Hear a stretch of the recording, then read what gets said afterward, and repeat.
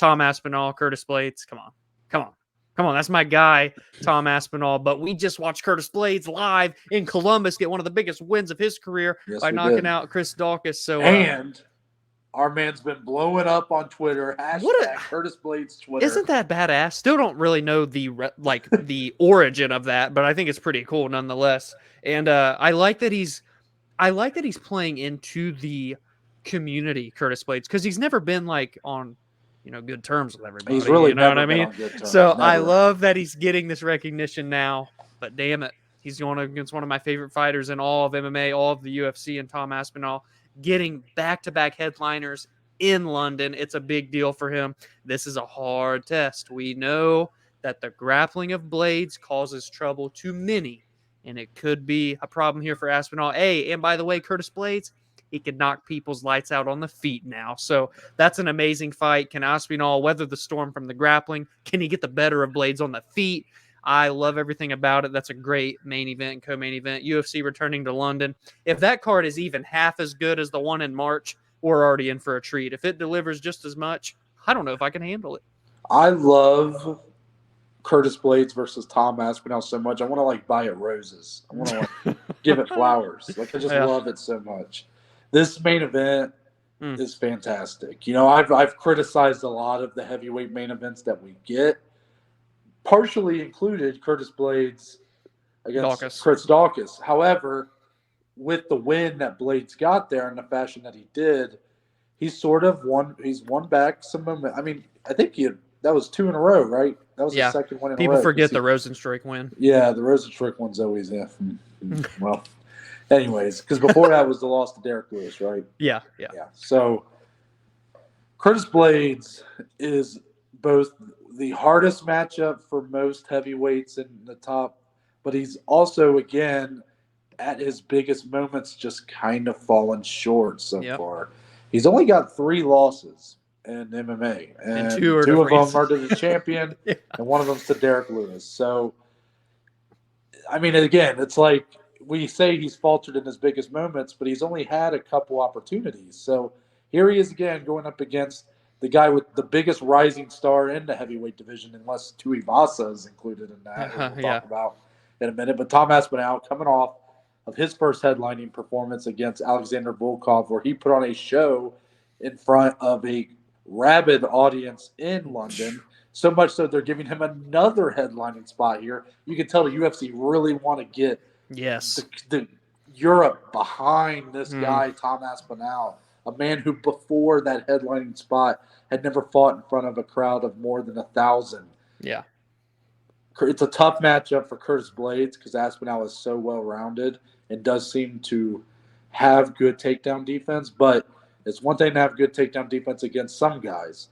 Curtis Blaydes ain't some guy. He's the best wrestler in the whole division, and it's really a beautiful main event. I mean, it's just a great piece of matchmaking. I think Curtis Blaydes is probably going to be a dog in this fight, live dog. I think this is a pretty even fight going in. God, I'm just so excited. Dude, I literally have chills. Now we got one more. Oh, another 5-round main event, rumored to, and I don't know if it's official yet. No. But if it stands as planned, this will be the first main event that the UFC will have had in Paris, France. Ciryl Gane will make his return September 3rd, 5 rounds against the other biggest rising star in the heavyweight division, Tai Bam Bam Tuivasa. The Shoeys will be a brewing there in Paris, France. So, Dominic, I'm going to be honest with you. So much of the discussion of what matchups are next, you got like 6 guys, right? Because Jones and Stipe are kind of included in this. And everybody's been kind of putting their matchups together. Just all 6 of these guys. Who are the 3 matchups you make, right? And I don't feel like a lot of people were putting Gane and Tuivasa together. Yeah. And I think the reason for that is because a lot of people are overlooking Tuivasa in this matchup. They think that Gane is just too talented, too technical, too well-rounded, and too defensively sound, quite frankly, to fall into a heavy right hand by Tai Tuivasa. But guys, is this the Derek Lewis effect all over again? Like, how are you guys going to sit there and count out Tai You can't. Tuivasa? You This can't. guy, I get it. The way he's rising through the ranks, he's knocking people out, right? Derek Lewis included in that list. But Tai Tuivasa has more skills than that, Yeah. guys. He's got heavy, heavy leg kicks. Yes, I do question if, Ciryl Gane's big question mark now appears to be the wrestling, right? Because Francis Ngannou, Defensive wise, yeah. defensively speaking, Francis Ngannou was able to take him down and kind of use his strength. I know Tuivasa is not that kind of threat, but as far as winning this fight standing, don't get me wrong. I think Ciryl Gane should be the favorite in this fight. He'll probably have a speed advantage. He's more fit, more in shape. Probably going to have more stamina into the later rounds. But make no mistake about it, Tai Tuivasa is here for a reason. He's getting a main event slot here. I'm happy for him. He's going into enemy territory, but I don't think he's going to give a fuck about any of that.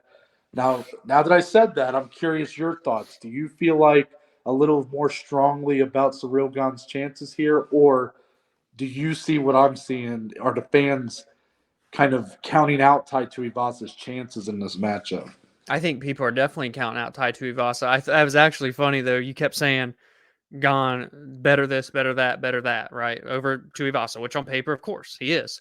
I saw someone tweet all that like a bullet list and then said, with that being said, Tai Tuivasa second round knockout. Isn't I'm that like, what they did with Lewis and Gane for the I interim think heavyweight so. title? Yeah, probably. So and this is a great fight. I think the UFC nailed it on the head here with these heavyweight matchups.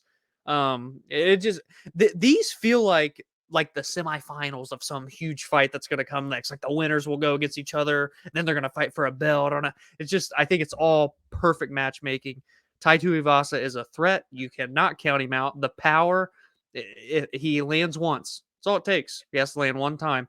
I think Gane will be a slightly large betting favorite, which, again, it's understandable when he's the all around better fighter, but there's going to be, I'm honestly, to me, I think there's more pressure, I think, on Gane, of course, especially if he's headlining in Paris.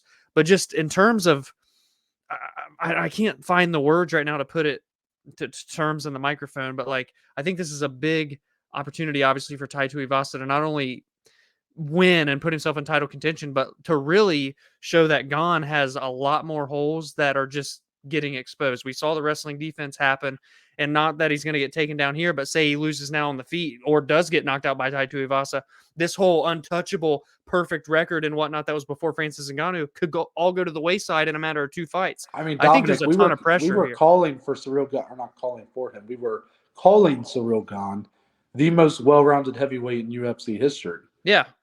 And I mean, there's a reason for that, for how good he looked in the lead up. But what happens coming off the loss to Ngannou, where he did look pretty devastated by the loss. Yes. In the fashion it happened, it was such a shock to us all how the fight transpired. Follow up is not the same kind of fight. It's, again, you're going up against someone who's going to look to knock you out. Yep. But he has also got a well-rounded offensive arsenal of kicks, strikes. He's very talented on the feet. But Ciryl Gane has the speed and the defensive awareness to, I believe, win this fight. Yep. But again, it's kind of like I think Tai Tuivasa has a better chance in this fight than Derek Lewis had when he fought Ciryl Gane. I like that. That's my opinion right now.